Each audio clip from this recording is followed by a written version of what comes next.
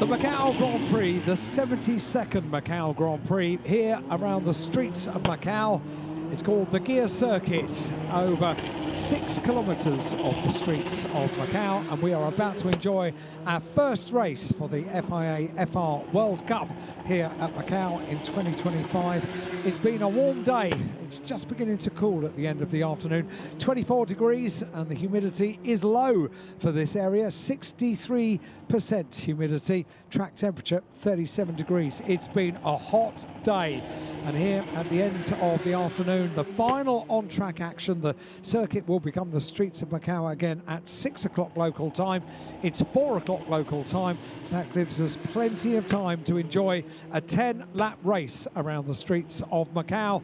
For the single-seaters, these are stars of the future, and make no mistake, every single one of them wants to experience a victory here at Macau. So many races have become so memorable here at Macau for the Macau Grand Prix, and the Grand Prix is tomorrow at 3:30 in the afternoon. For now, we're about to find out how the grid is going to line up for that Grand Prix tomorrow. And David, we have an incredible entry of talent this year.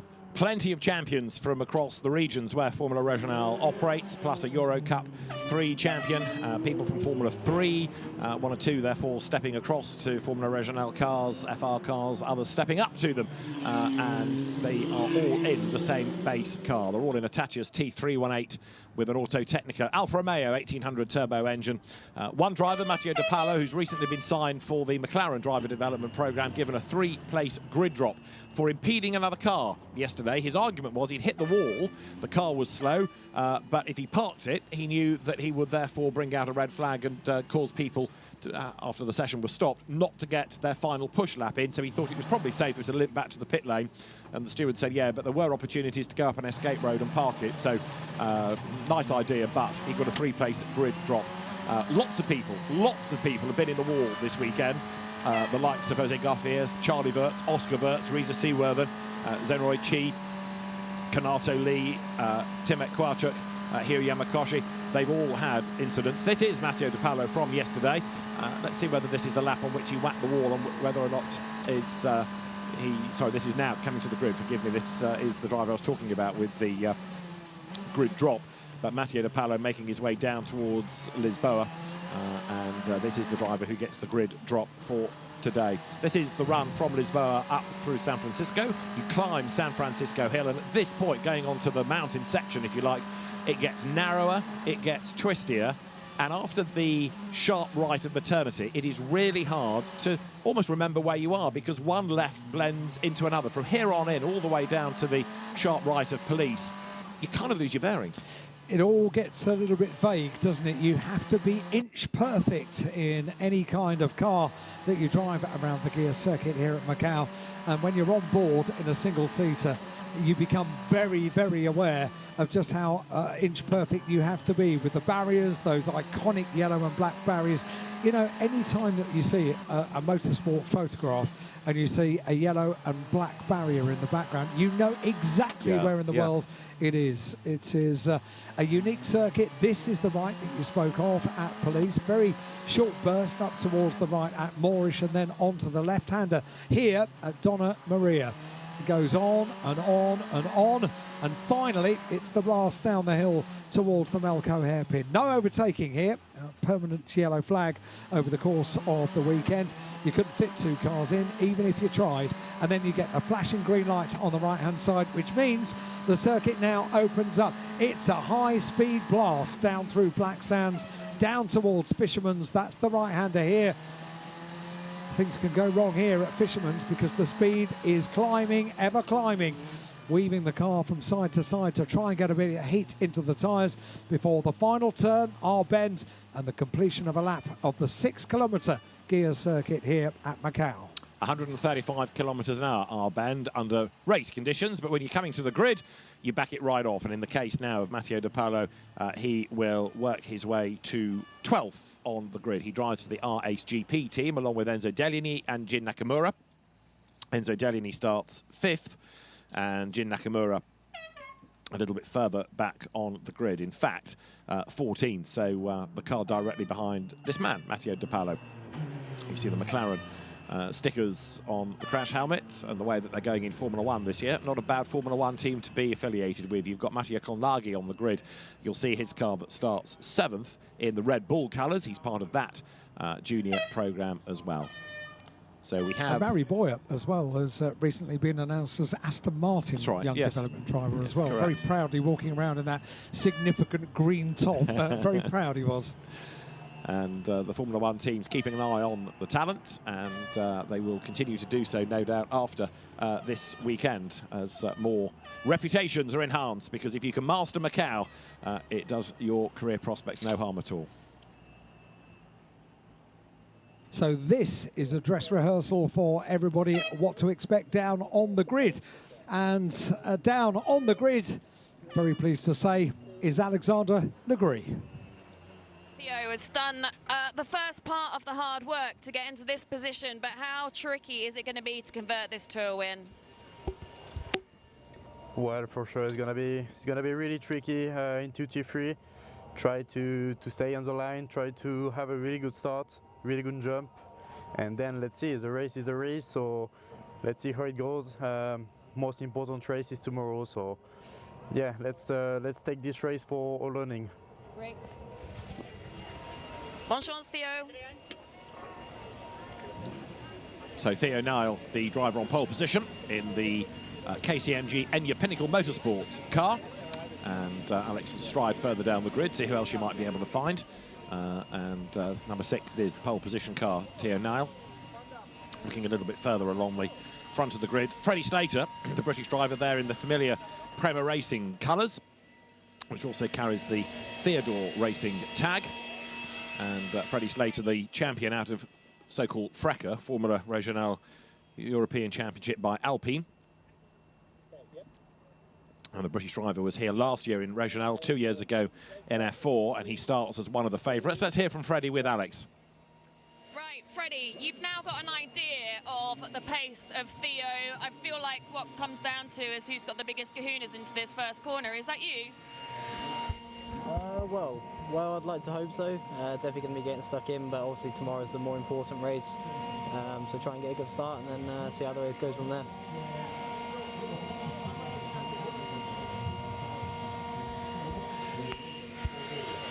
Thank you. Freddie Slater starting on the outside of the front row of the grid. The British driver, his father, a very handy racer going back quite a few years now in Porsches, Adrian Slater. And there you can see third on the grid, the black car of Evan Gilter. That's the driver who won the Middle East Championship in the winter months. Fourth on the grid, looking down to Taito Kato, number 23. Fourth there, you can see his race number just being held on the grid board.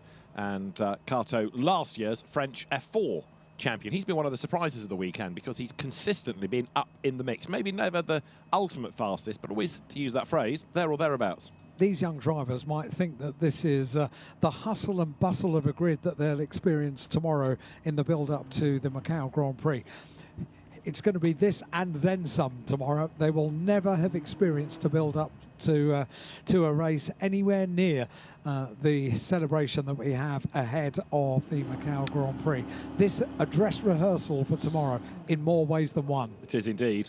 Freddie Slater and Enzo Deligny have been noted for speeding in the pit lane. Let's have a quick look at the grid. Theo Nile starts on pole position from Freddie Slater. Evan Gilter is third and Taito Kato fourth. Enzo Deligny speeding in the pit lane fifth, and sixth on the grid, Marie Boyer ahead of Mattia Colnaghi and Rashid Al-Dahari.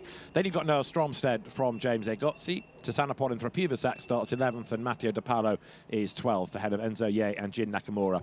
Jose Garfias comes next with the Japanese champion, Hiyo Yamakoshi, starting 16th. 17th, Charlie Wirtz, who had an accident yesterday.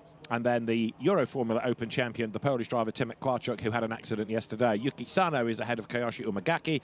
Owen Tangavulu is next from Kanato Lee, who crashed on Thursday. Charles Leung starts 23rd, double Grand Prix winner in F4, ahead of Takayo Suzuki. Reza Seaworthen in Formula Regionale machinery for the first time.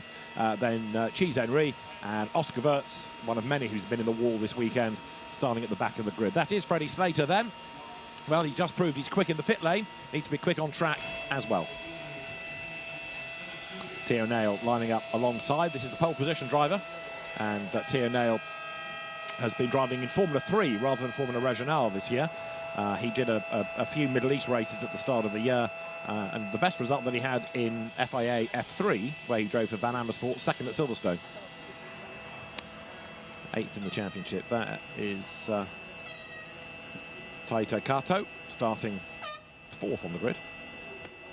The grid for this, incidentally, the better time you set out of the qualifying session on Thursday and a qualifying session on Friday. Not aggregated, but you took your better time. There is the car of Evan Gilter. He starts 3rd on this grid, the Middle East champion. And Evan Gilter, the driver who was French F4 champion 2 years ago, did race in Europe this year, 5th with a race win. Enzo Deligny, whose father used to race Volkswagens in China, drove to 3rd in the European Championship, and 4 victories in the course of the European Championship this season. Born in China and a French-Chinese racer. There, Alan, is the aforementioned Murray Boyer with the Aston Martin decals proudly on the visor. Yeah, it's a proud thing, isn't it, when you're picked for a Formula One team's development, young driver development program. And Murray Boyer, yeah, as you rightly say, just with the sunscreen on the visor of the helmet for Murray Boyer, qualifies on the outside of the 3rd row of the grid. Just Murray Boyer. That's Rashid Al-Dakhiri in another of the Prema Theodore Racing cars. The driver who was 3rd 2 years ago here in the F4 race at Macau. Last year did the Grand Prix but was excluded. So he's eager for a slightly easier run this season. 25 is Noah Stromstedt, his Macau debut, having been racing in Formula 3 this year. He's a member of the Mercedes junior team. And a bit of experience around the streets of Macau is worth an awful lot in whatever form of single-seater you might have had previous experience. It all adds up to give a slight advantage around the circuit. Tanazapal into Prusiak there on the grid in car number 26 on the 6th row of the grid, the inside of the 6th row of the grid, formerly racing in the UK in the British F4 Championship. Alongside the number 2 car we just rode on board with Matteo De Paolo, qualifies a little way further down on the grid than where we would expect. But once again, a proud young driver in a driver development program, and therefore carrying a very recognisable colour on that car this weekend. Enzo Ye aboard number 20, who was very successful in China in kart going back a few years, but has moved on to race in Southeast Asia in F4, in Italy in Formula 4, and has sort of mixed and matched his season in Formula Regional and the Euro Formula Open, which are for the same chassis but a different spec, different power output. As you see there, number 21, Jose Garfias. Last time we saw that car, it was nearly in 2, wasn't it? He had a big whack into the wall up near Eternity yesterday.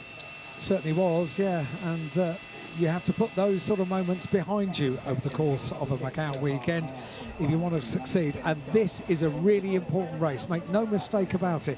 Good grid position tomorrow. Go forward, go forward. That's exactly what they need to do because a good grid position for the start of the Grand Prix is going to be absolutely vital.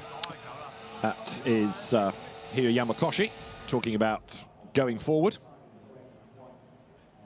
And he will do so, no question. So another driver who's been racing in the European Championship. Gets set, good to go. The grid is now being cleared. They will have, of course, 1 formation lap and 10 laps for this qualifying race. Alan's made the point that this sets the grid for tomorrow, so a lot of it is really about keeping out of trouble. Yeah, you can't really be a hero in the Saturday race. You can have a good race, and that's really good news. It sets you up nicely for the Grand Prix. But you can be, for want of a better phrase, a bit of a zero. If you hurt the car and you therefore start at the back of the grid and the team have to work to prepare the car overnight, then that really upsets, that destroys the whole of the weekend. So keep it neat, keep it tidy, keep out of trouble. And if it's a question of discretion being the better part of valour and giving a place away, then you know what, on a Saturday I would do that. As they're a bit of a concern at the back of the grid. Mechanic there sprinting down to one car, and hopefully now off the track as the green flag is waved, but that mechanic still on the circuit at the green flag might come back to bite the team. Everybody released then, chance to get some warmth into the Pirelli tyre. That takes you through Reservoir, the first corner, and then the speed builds all the way down here through Mandarin, which, if you look at a map of the circuit, looks a bit like a kink, but it is a full-on corner, and these cars on warm tyres at race pace will be doing almost 250 kilometres an hour through here. It's a quite incredible thought, isn't it? Not only racing, if you were in isolation, that would be a bit of a challenge, but with all these other young, hungry drivers keen to impress, keen to make their mark on this event this year, well, we're about to see how it all pans out. Weaving the cars from side to side, absolutely vital. Cold tyres, not a good thing. Really high track temperature, 37 degrees it was shown on the graphic ahead of this formation of the grid. And that's all very, very helpful to get the car tyres, everything about the cars, brakes, engine up to temperature. That's an important part of it. It is indeed, and anybody that's got experience of Formula Regional chassis around here is going to be in a slightly more advantageous position. The team's now making their way back down the pit lane. They hope their work is done, but in one or two cases they might have a long night, because make a mistake here, you're in the wall, there's a lot of damage to be repaired. The Grand Prix tomorrow, which is the Formula Regional World Cup, is at 3:30 in the afternoon. It is the focal point, of course, of the weekend, as it carries the Grand Prix tag. It is where the drivers are introduced to the dignitaries. There's the big build-up, the lion dance, all very much part of the culture. And although you know you're in a different part of the world for a race meeting, it's only really when you get to that part with the lion dance, with all the build-up to a single-seater race, that you really appreciate how it's done in Macau. Absolutely love it. Looking back at Mary Boyer starting on the outside of the third row of the grid, the young development driver for Aston Martin. And so many drivers with so much talent here at Macau. And you also have to have quite a nerve around the streets of Macau in a single-seater. It could all go wrong today, and it could all go incredibly right. Well, there is the Prema Run car, Ronnie Rossin's team, operating so many different programs these days. They've always been mainstays of international Formula 3, but Formula 4, Formula Regional, into sports car racing and LMP2, into American racing as well. There's not much that Prema hasn't touched successfully over the years. And there, the red and white car of the British driver, Freddie Slater, who has not had a lot of luck at Macau. If you go back 2 years in the F4 race, he was battling with Arvin Lindblad, and his car developed some weird problem that sapped the power going up San Francisco Hill, and he fell way back into the top 10. He made a last lap move last year. It didn't work, ended up in the wall, but as he said, I had to try something. It's Macau, and nobody remembers who was second or third. I had to have a go. Is this going to be his year? Third time lucky? We'll find out. But even today only gives you half the story. The grid is formed. Really swinging the cars to get that last little bit of heat into the tyres. And that bit could go wrong as well when you're applying that much power just to get the car to swing from side to side. Well, they've all done it exceptionally well. The maximum amount of temperature is now in the tyres, and hopefully the front row of the grid won't have to wait too long before we see a green flag at the back of the field. That means all of the cars are lined up for our qualification race. 10 laps around the Guia Circuit here at Macau. The last few cars slot into their grid positions. We wait for the marshal at the back. Come on, he says, encourages them to take up the final places, and that's when we'll see the green flag waved. The lights will come on and we'll get the race underway. The engine notes rise. 4 lights, 5 lights, they go out, and the race is underway. Good getaway by Slater, and it's a better start, I think, than Teo Nail. They're going to be toe-to-toe down towards Reservoir. Slater on the inside, Evan Gilter in third, and Nail is run out wide, so Slater leads, but Gilter tries to come up on the outside line, down towards Mandarin. Good getaway by Slater. Look back, that's Teo Nail. Murray Boyer also trying to work his way up the order. Murray Boyer from 6th on the grid as they accelerate their way down now towards Mandarin, and then Lisboa for the first time. Everybody trying to break the slipstream effect of the car behind. Are they all going to survive Lisboa? This is the first pinch point. Slater leads the way. Evan Gilter is second. Boyer third. Nail on the outside of him. The leaders turn into Lisboa. So far, so good. They've all done it. They've all done it. They've all done it safely through. Breathe again. What an amazing feat to get everyone through cleanly down at that first pinch point down at Lisboa. And you know what? Freddie Slater has done this absolutely perfectly. He's got away cleanly. He needs to get through that first corner. He was able to do so. Didn't really need to worry about what everyone else was doing just behind, because he was at the front of the field, and that's where you need to be. Front row start. He's already shown a clean pair of heels. He has indeed. Enzo Ye was away late, I think, in number 20, and Slater, has absolutely nailed that start. Theo nailed a bad getaway, and he has now dropped down the pack as the leaders turn their way through the mountain section of the circuit up the hill, and Freddie Slater getting away early on with two absolute best. Let's have another look on board with Slater. Perfect launch, look at that. Already alongside as they head down towards the first turn down at turn 1 at Reservoir. Packed grandstands either side, enjoying the start of this race. That was absolutely what he needed to do. He nailed the start. Totally did. Freddie Slater then, Theo Nail on the pole position slot, already down to 4th. Was there a little puff of tyre smoke between the front wing of Theo Nail there? Maybe, certainly close. And then as they came down towards Lisboa, Evan Gilter in the wheel tracks, everybody hugging that inside line. You can see the two Pinnacle cars in the background go side by side, but it was Boyer that was able to turn through ahead. Look at the way, though, that Slater comes out of Lisboa with a much bigger gap. And we've had one car go wide at Melco. That's dropped back. We'll come to that in a moment. Slater is away and gone, isn't he? A dominant first lap. Second is Gilter, third is Boyer, fourth from pole is Nail, in fifth it is Cato, and sixth Enzo Deligny as they come across the line. So the advantage at the end of lap 1, take a deep breath about this, 1.6 seconds the advantage for Freddie Slater at the end of lap number 1. That is impressive.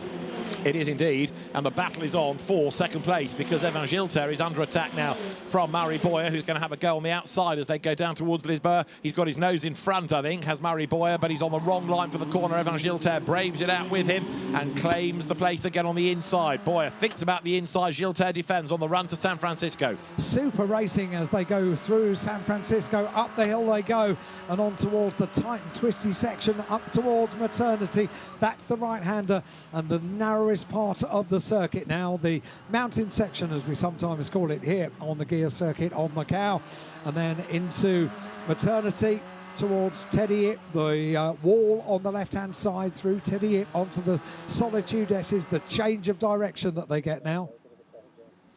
This was the opening lap at Melco. You can see the cars diving through, and whoops, a bit of a traffic jam and a bit of a coming together, which has eliminated one of the Wurtzes by the look of it.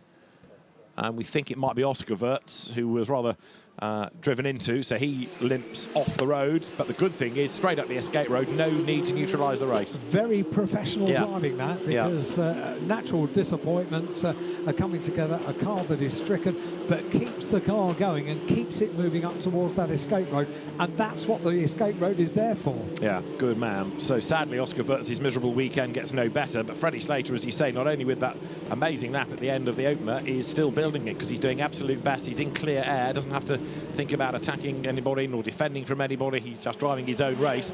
Evan Gilter, though, has got away again from Murray Boyer, hasn't he, here?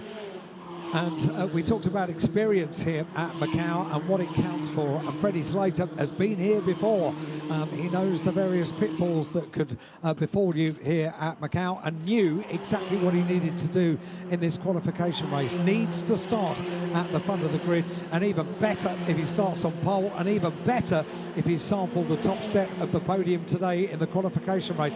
Once again, a fastest lap of the race for Freddie Slater, the race leader, 2:17.320 around the Guia Circuit here at Macau, and that equates to 2.5 seconds ahead of Evan Gilter in second place. So the margin continues to grow, nearly 2.6 seconds. Slater to Gilter, Boyer in third, Nail in fourth, Cato fifth against Enzo Deligny, and Deligny here looking the white and black car to the outside line. The French driver tries to get up alongside Cato and then dives to the inside, but it's all too late and he has to stand on the anchors to make the corner. Mattia Colnaghi behind in seventh, eighth is James Igotzi, ninth is Noah Stromstead, and 10th is Rashid Al-Nahari. They all head up San Francisco Hill now. They do, but the second and third cars, Gilter and Boyer, fractionally quicker in sector 1 than Freddie Slater.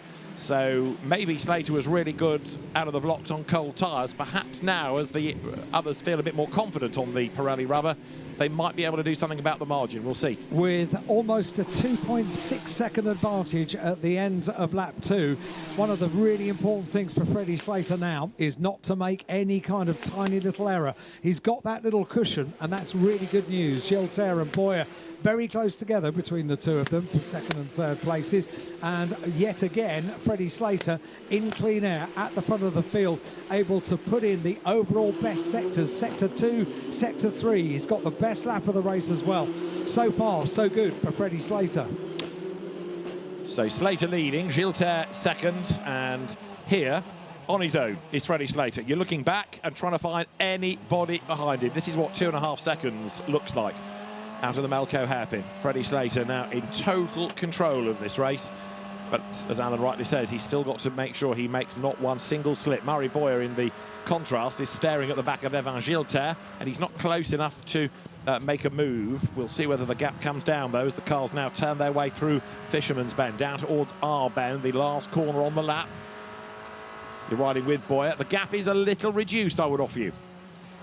Let's have a look what happens over the course of this race. We are only completing now 3 laps, and Freddie Slater has once again nailed the sectors. Fastest in sector 2, fastest in sector 3, fastest in sector 4 and sector 5. That now gives him an advantage over Evan Gilter in second place of 3.3 seconds. A fastest lap of the race, 2:16. 7.03 for Freddie Slater. Wow, oh wow, what an advantage, what a cushion. And Boyer is going to have a go at Gilter on the way to Lisboa. Look, he's got his nose in front on the outside. He tried it last time and it didn't work. He tries to brave it out on the outside, but he needs the undercut coming off the corner and he can't do it. And while they're squabbling, this is playing right into the hands of Freddie Slater, driving off into the distance, but Murray Boyer doing everything he possibly can on the outside line there to have a go and try and gain that place. Great battle between those two, but still the advantage is to Evan Gilter. And you don't need to try anything desperate, do you, on this race? You can be quite happy with a good starting position for tomorrow's Grand Prix. Cars 9 and 31 noted, causing a collision down there at turn 19. Freddie Slater now with 3 laps completed, an overall fastest lap, and yet again putting in the purples on sectors 2 and 3. And looking unstoppable right now, especially if Gilter and Boyer are still going to battle. I really would be fascinated to see what Boyer could do were he to get past Gilter, but at the moment the Middle East champion Evan Gilter is being able to fend him off, make sure he can't find a way through. Gilter only took 1 win in the European Championship, but he got 5th by being a good, consistent point scorer. The win came at Misano, which is a very open, very flat circuit. Total contrast on this, and he's really wide into the Macau hairpin that time, and that might give Murray Boyer a chance again, because he'll be even nearer coming through Black Sands. So down through Black Sands, we quicken up on the run down towards Fisherman's. The circuit opens up. It's the widest part of the circuit ahead of them, and then down towards the pinch point, the overtaking place down at Lisboa, named after the hotel, the Grand Lisboa, which is on the outside of the corner. This the battle for second place. Murray Boyer all over the back of second place Evan Gilter. How close will they be? They complete now 4 laps in the book. Across the line they go. Half a second between the two of them as they cross the beam and already down towards Lisboa. You can see him there in the red and white car. That's the leader. Freddie Slater once again putting in the purple sectors on 4 of the 5 sectors, and this is the run for second place. They absolutely mirror each other. They go side by side on the run down towards Lisboa, on board with Murray Boyer, and through, goodness me, that was close between the two of them on the run down towards Lisboa. Impressive stuff by Boyer to do it with the advantage of a toe. Impressive that he got the car slowed down for the corner as well, so he's done it. Now Murray Boyer has spent the last 3 laps trying to do that at Lisboa. Straight away he's ahead of Gilter. Don't forget, Murray Boyer started 6th on the grid here, so you can overtake around the Macau circuit. You can make progress on the Macau circuit, and the next target is Freddie Slater. Now Slater has just done another absolute best within sector 2, but Boyer, with clear road ahead of him, might be able to reduce the margin before the end of the race, and this was the move. He got a toe, he came to the outside and was able to go through and cut across the front, claim the line for the corner and get the car slowed down. Boyer does have Macau experience, but that was a very good effort. Now, we're being told that Slater will be investigated after the race for speeding in the pit lane. So although he's leading comfortably, the story is not over. And that was before the race started, Correct, wasn't it? absolutely, coming when to the the pit grid. lane was open to do these reconnaissance laps around the circuit, come through pit lane, and then ultimately to take your place up on the grid. That would be incredibly disappointing if there was some kind of penalty. You take the top step of the podium and then you get a penalty for something that happened before the race even started. Can you imagine the disappointment? I can, but there is a rule book. Rules are rules. Now, Mary Boyer getting away from Evan Gilter. His sector times are personal best in 3 and 4. Now that he has been able to break away, doesn't have to think about defending.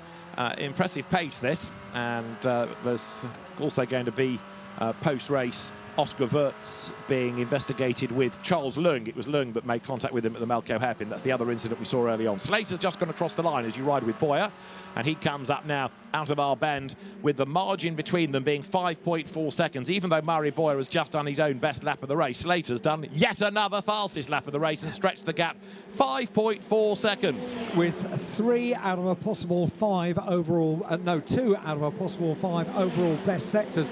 Every single lap, Freddie Slater is nailing this lap around the Guia Circuit here at Macau, helped along by the fact that he has that advantage, 5.4 seconds. He can pick exactly where he needs to be. Talking about Nail, Theo Nail gets back ahead then of Evan Gilter. He was ahead on the grid, he's ahead on the track now after his duff start. So that is both of the Pinnacle Motorsport cars getting ahead of Evan Gilter, who's fallen back into 4th place. So Boyer second, Nail now third, Gilter, Carto, Deligny to round out the top 6. And in Sector 1 this time, 2/10 pulled back by Boyer on Slater. In Sector 2 this time, 2/10 lost by Boyer. So what he gained, he's given away. Into the second half of the race already. It's a 10-lap race, this, the qualification race for the Macau Grand Prix tomorrow. And the race tomorrow, 15 laps in prospect. They really are equipping themselves very nicely indeed. Halfway through, Freddie Slater once again in Sector 2 puts in the overall best time in Sector number 2. Nothing particularly to be a headline in Sector 3, although Mary Boyer has just put in an overall best in Sector 3. Just seen Mathieu Colnaghi there going up the escape road. He tried to get past Enzo Deligny and couldn't stop in time, so exit stage left, and that's going to drop Colnaghi down the order as you look at Theo Nail edging ever closer to Mary Boyer. It does kind of illustrate a good start by Evan Gilter, but also the fact that that car's not as rapid as those that he jumped ahead of on the start, because he's falling now further back in the queue, isn't he, and dropping away. So Slater in the 3rd sector of the lap was caught by Boyer fractionally, who did an absolute best, and then the margin stretched out again in Sector 4. You're looking almost here as though different drivers have their strengths and weaknesses on different sections of the circuit, and the gap last time was 5.4 seconds.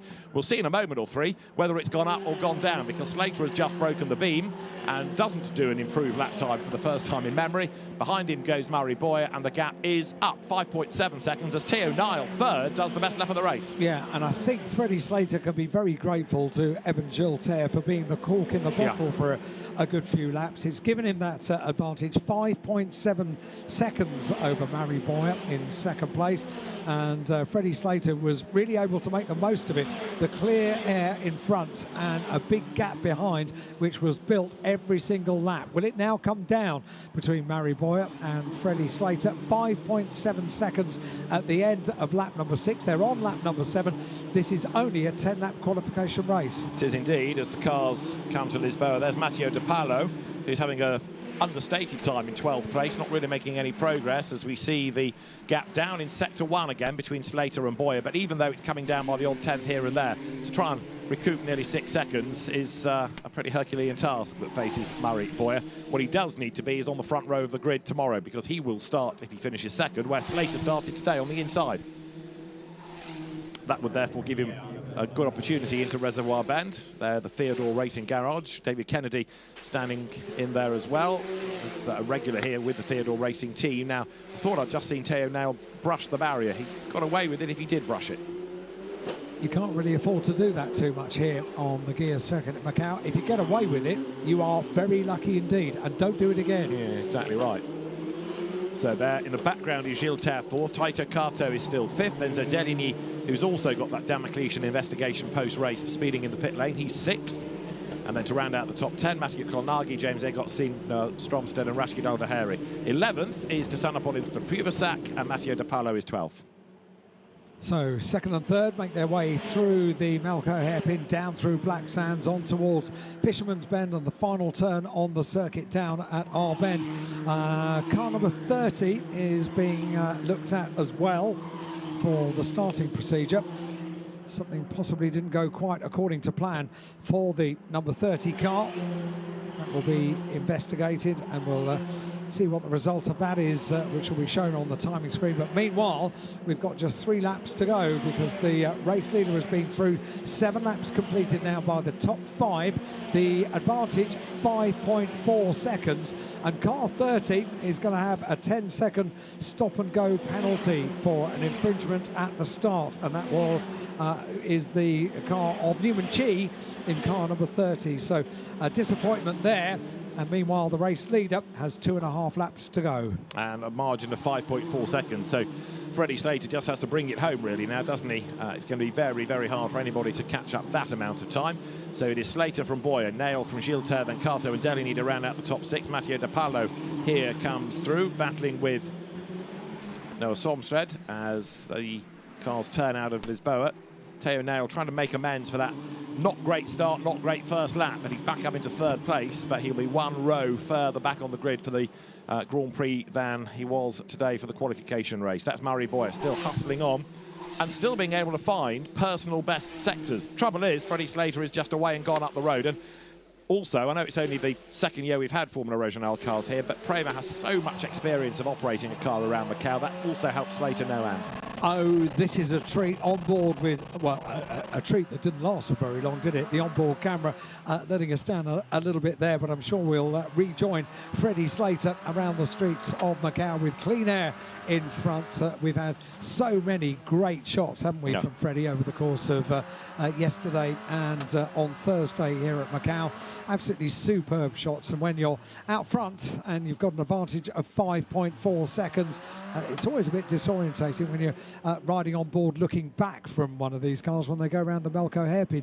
You get to realise just what a change of direction that is. Last lap through, Murray Boyer did the fastest lap of the race, so it illustrates that he's got the pace. And as the cars now accelerate down towards our bend, this is the race leader, the dominant Freddie Slater, who did so much of the hard work early on to get away on coldish tyres whilst the battle for second was stuck around Evan Gilter. He now does the fastest lap of the race as the tyres get fully up to temperature, the fuel load comes down. He did a 2:16.064, and 3 thousandths quicker has just gone Murray Boyer. The gap is still 5.4 seconds, but Boyer saying, I can match your pace, assuming I can get off the line at the same time as you tomorrow and I don't have to get through traffic. And that's a tantalising prospect, isn't it, with the 2 of them starting potentially on the front row of the grid. If they're matched on times and they're together on the front row of the grid, can't wait for the Grand Prix here at Macau tomorrow. 15 laps. This is a 10-lap qualification race, and Freddie Slater continues to lead. 1.5 laps remain. Freddie Slater with a best lap of the race of a 2:16.064, 2:16.061 for Murray Boyer. I think that means they're doing pretty even lap times around the Guia Circuit here at Macau. So much of tomorrow is going to come down to the start, as Newman Chi has just pitted for his stop-go, incidentally, for doing whatever it was on the grid. I think that is to do with the mechanic, wasn't it, who was still on the track? Yes. Yes. Yes. Because the mechanic was there after the 1-minute board, that's where the penalty comes. So when I said it might bite the team, it has, and it's bitten the driver as well. So Slater leading, Boyer second, Nail third, Gilter, Cato, Deli need to round out the top 6. But much better that the mechanic was there and got the car started, I reckon, because if it had stalled, then it might have required outside assistance to get going. So you have to make these decisions in a split second, don't you? Yeah, it almost looked like he ran to make sure something was okay. I don't think he needed to do any work. But anyway, as you say, it might have been that he was needed. So the net result is the car was towards the rear anyway, and it's lost time rather than track position. There is Freddie Slater, very deep into Melco, and stands on the anchors, gets the car hustled round the corner. Murray Boyer likewise going deep, and that little bit of yellow arm coat that sticks around the hairpin, the final part of the barrier, that was clipped by the right rear wheel of a car in the Formula 4 race early on the very last lap. He was just a whisker too tight on the corner It's very, very rare that we've seen anything like that, but it can still attack you, can that barrier, if you're not careful. Freddie Slater is very soon going to start his final lap in this qualification race here in the early evening sunshine at Macau. It looks beautiful. Very soon the lights of Macau are going to come on and celebrations will happen for Freddie Slater, because he's got to hold it together for one more lap. 9 laps are in the book, one more lap to go.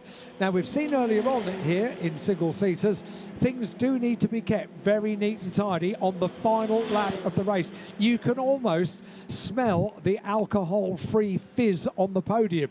And as you make your way around the circuit on this final lap, keep it neat, keep it tidy. You don't need to put in a fastest lap of the race. Teo Nile is in 3rd place and has just put in a 2:15.999 emergency. There we go.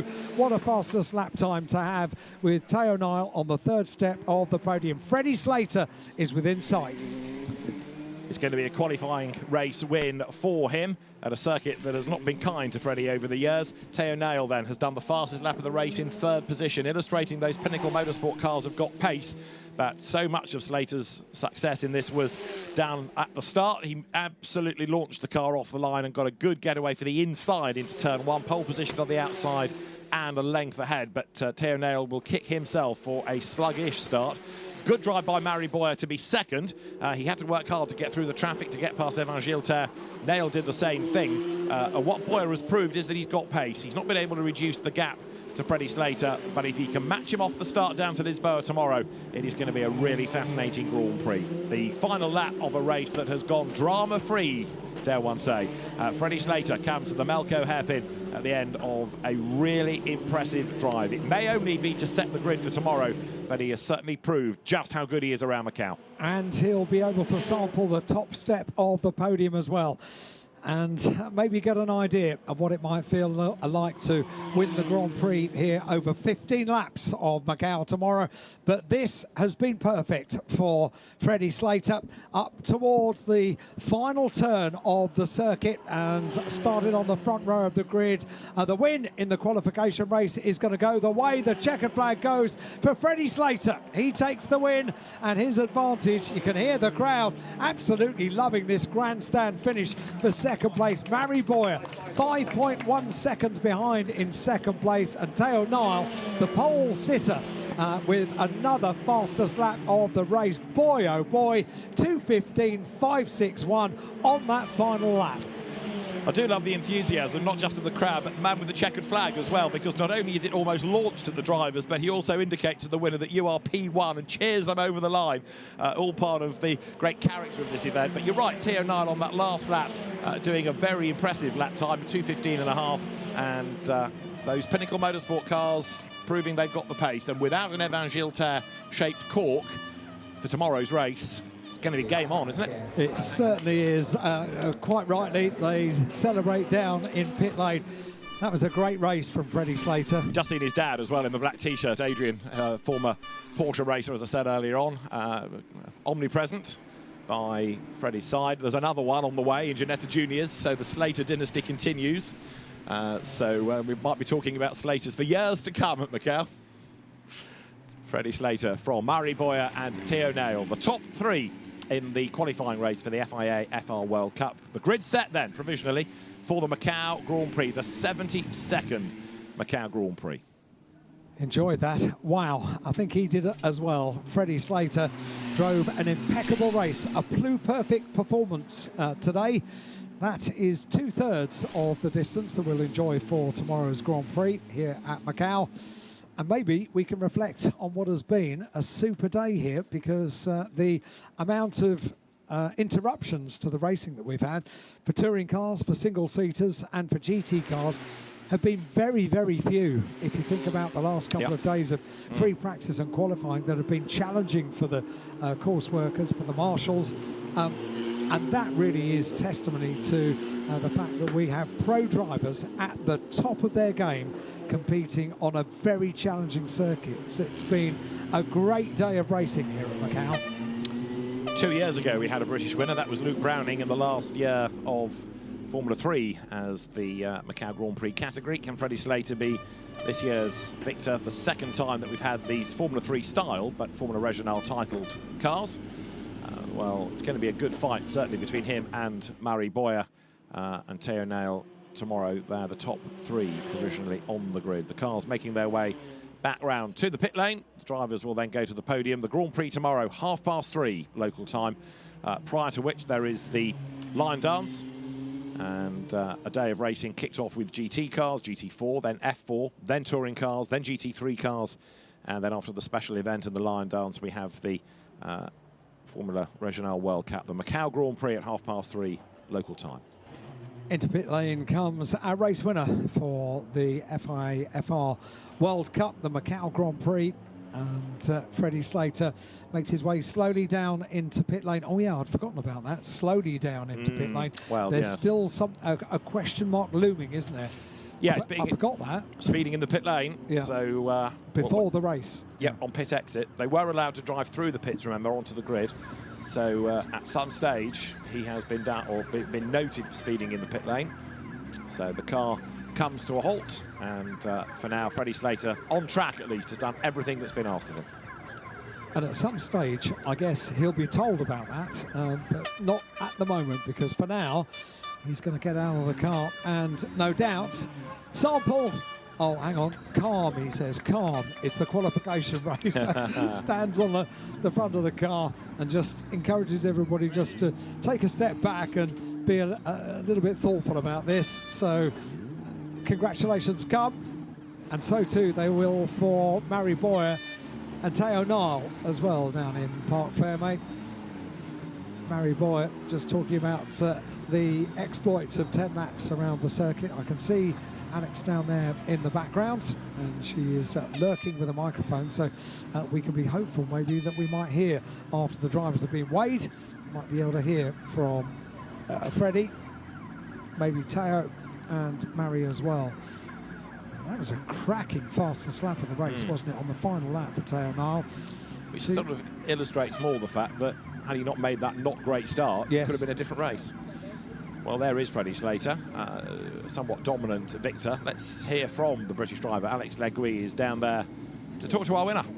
Freddie, 2024 wasn't your year, but 2025 certainly looks like it might be after what was a stunning qualification race. Yeah, that was good fun. Obviously, I got a good start, and I said on the grid that was the key factor at that point. And then, yeah, managed to lead going into T3, and then just try and get a read on balance for tomorrow. So we've got an extra 5 laps tomorrow. So we need to know what we need to do overnight to make it even better. But yeah, no, a strong race, and we look forward to tomorrow. Car obviously feels like it has pace. It certainly looks like it. Yeah, it's had pace all weekend, and you know the track's getting faster and faster now. The times are coming down with the race runs, and yeah, the track's getting grippy. So it's good fun out there. Good job, well done. Thank you very much. Let's try and get Murray. We can go with Theo.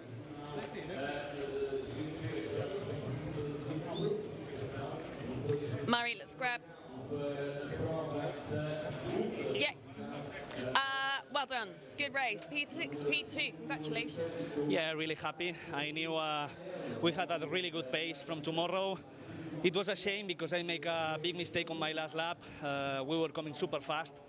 It is true that today has been the first day we have done many laps in a row, and I think for tomorrow we understood what we need to fight for more.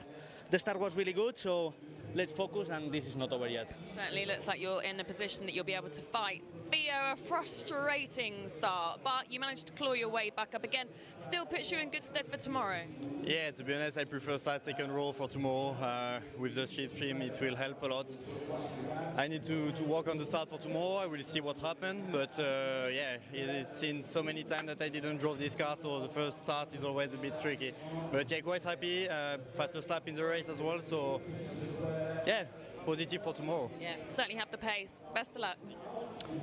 Quite a few things to unpack out of all of that. Theo Nail making the point that he doesn't race these cars regularly, and what Murray Boyer said, absolutely right. They've just done 10 laps in a row. That's the longest uninterrupted running they've had all weekend. Yes.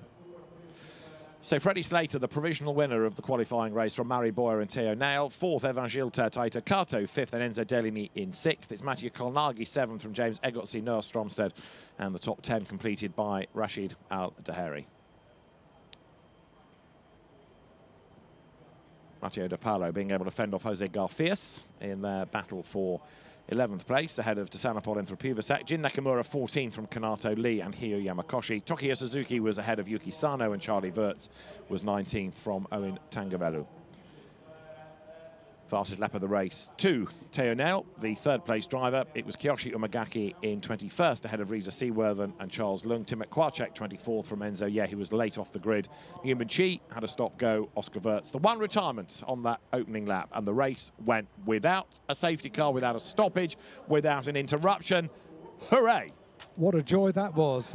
We have had a treat of racing today, haven't we? Totally. If we've added up the amount of interruptions over the last couple of days, it has been exactly the opposite of those that we've enjoyed today, because we have had proper races, a chance to have a look back at that start as well. And this was so important, wasn't it, for Freddie Slater? And he knew exactly what he had to do. This was all about where you're going to start for the Grand Prix tomorrow. And he nailed this. He did indeed. Enzo Ye was the one left on the grid in the background. Everybody scattered around him, and good getaway by Murray Boyer as well, because they came through reservoir. That's, I think, kind of where Nail came unstuck. He was forced out wide, and it was a bit dirty there. So for the next part of the circuit, he wasn't totally confident. But Murray Boyer was absolutely on it, wasn't he? Trying to squeeze up past Evan Gilter. Had he been able to do it, I think he would have been able to then take the fight to Slater. But Gilter was able to keep him at bay on that run down towards Lisboa, and Freddie Slater hugging the inside line and able to stay ahead. The podium awaits. The drivers will be whisked there shortly, and they will have the trophy presentation. We might be able to hear from the drivers once again as well. But 3:30 tomorrow can't come soon enough now, can it? It's going to be a great Grand Prix.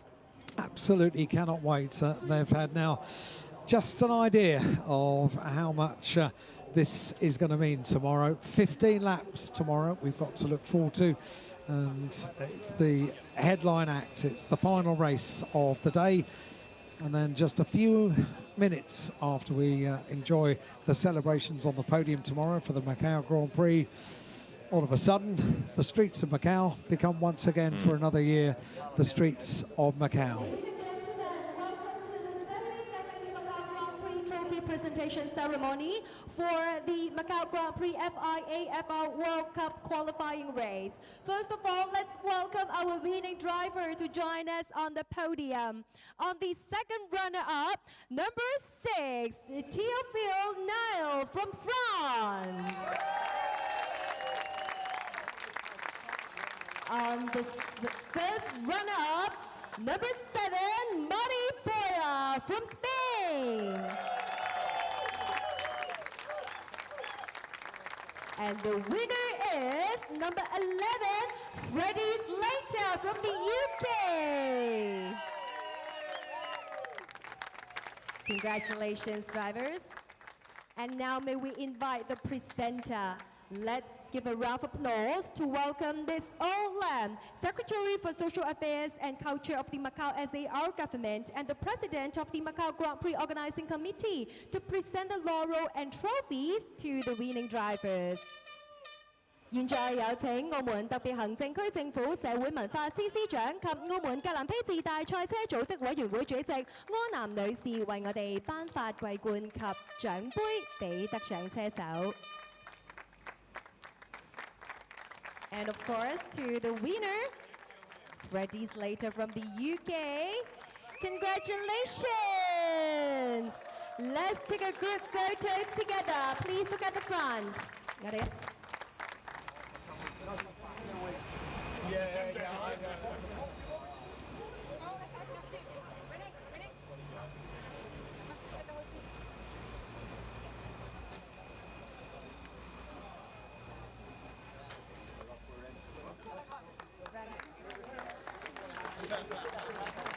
Thank you, and drivers, please remain here. Let's take one more photo.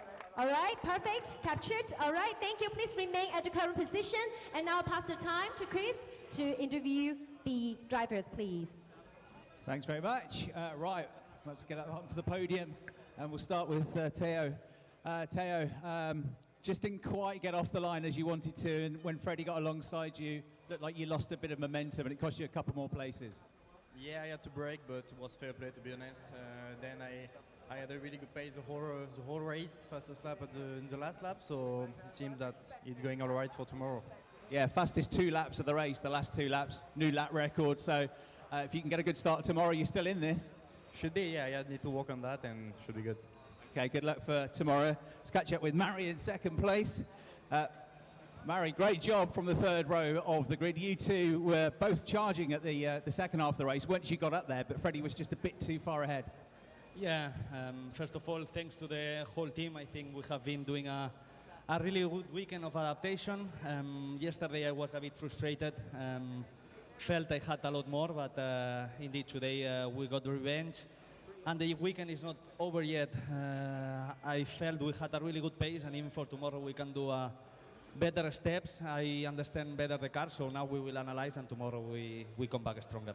And you showed last year from the back to, what was it, 7th, that you can overtake here? Yeah, it is possible. Today we also show it, so yeah, we'll focus on understanding a bit more the car, and tomorrow is a new race.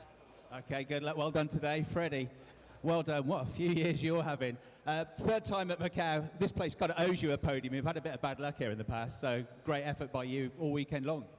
Yeah, it's going our way a little bit more now, but no, honestly, we're doing an amazing job as a team. You know, the consistency is a lot better. I'm understanding the car after a full season in this category, so it's all to play for tomorrow. Obviously, they're very fast behind as well, but then there's a long straight to C3, which should be good fun tomorrow afternoon, and I look forward to it.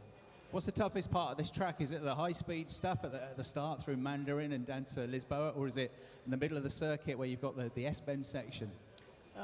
I think generally it's just not getting complacent when driving around. I think it's quite easy to back off too much and try and then it bites you, you know, and especially with all the GTs and all the other categories going around, the track is quite dirty now, so there's one line, and if you're not on it, you're in the wall. So yeah, it's always good fun driving around Macau, especially when it's like this. Well, brilliant job. Well done today. Well done, guys. Good luck for tomorrow. Our top 3. Give them a round of applause. Congratulations once again to all the winning drivers. And with that note, this also concluded today's races. Thank you once again for joining us, and we look forward to seeing everyone tomorrow. So, great day here at the Guia Circuit at Macau. Freddie Slater does an exceptional job to win the qualification race for the Macau Grand Prix, the FIA FR World Cup. But the story continues on day 4. We'll see you tomorrow.